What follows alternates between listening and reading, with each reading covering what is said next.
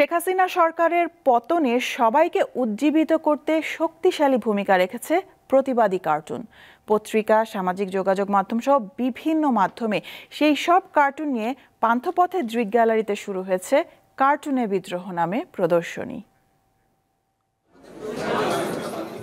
বৈষম্য বিরোধী ছাত্র আন্দোলনে পুলিশের বন্দুকের সামনে আবু সাঈদের বুক ফুলিয়ে দাঁড়িয়ে থাকা, পানি খাওয়াতে গিয়ে গুলিতে নিহত মুগ্ধ নিরপরাধ শিক্ষার্থীর বুকে পুলিশের গুলি, রক্তাক্ত রাজপথ, স্বৈরাচার পতনের এক দফা দাবি কিছুই বাদ পড়েনি শিল্পকর্মগুলোতে। কার্টুন যে প্রতিবাদের অন্যতম ভাষা ফের প্রমাণ করেছেন শিল্পীরা। শুক্রবার থেকে রাজধানীর পান্থপথের দৃক গ্যালারিতে চলছে কার্টুনের বিদ্রোহ শিরোনামে প্রদর্শনী। সাম্প্রতিক ছাত্র জনতার আন্দোলন ঘিরে বিভিন্ন বয়সী শিল্পীদের আঁকা ৩০০-র বেশি কার্টুন স্থান পেয়েছে এতে।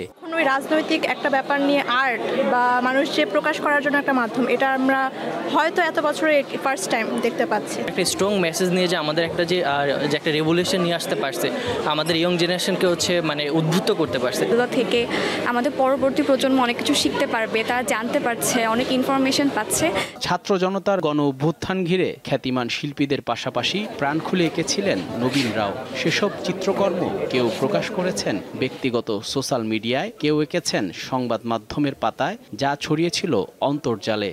সেসব কার্টুনই রয়েছে দৃকের প্রদর্শনীতে। এরাও এখন এগিয়ে আসছে এবং প্রত্যেকটা আন্দোলনে একটা মরাল বুস্টের দরকার হয়, একটা আদর্শগত জায়গা থেকে একটা চেতনার একটা উজ্জীবিত করার জন্য এক ধরনের শ্রেণী মানুষের দরকার হয়, তারা সেই জায়গাটা পূরণ করেছে। সবাই কার্টুনিস্টরা নিজেদের তাগিদ থেকে যেটা করছি আর কি, যে একটা স্বৈরাচারের বিপক্ষে বা অন্যায়ের প্রতিবাদ হিসেবেই সবাই কাজ করে। বাক স্বাধীনতা রুদ্ধ করা আন্দোলনের নানা চিত্র, আবার ব্যঙ্গাত্মক কার্টুনের মাধ্যমে ছাত্র জনতার গণ অভ্যুত্থানের ছবি তুলে ধরেছেন শিল্পীরা।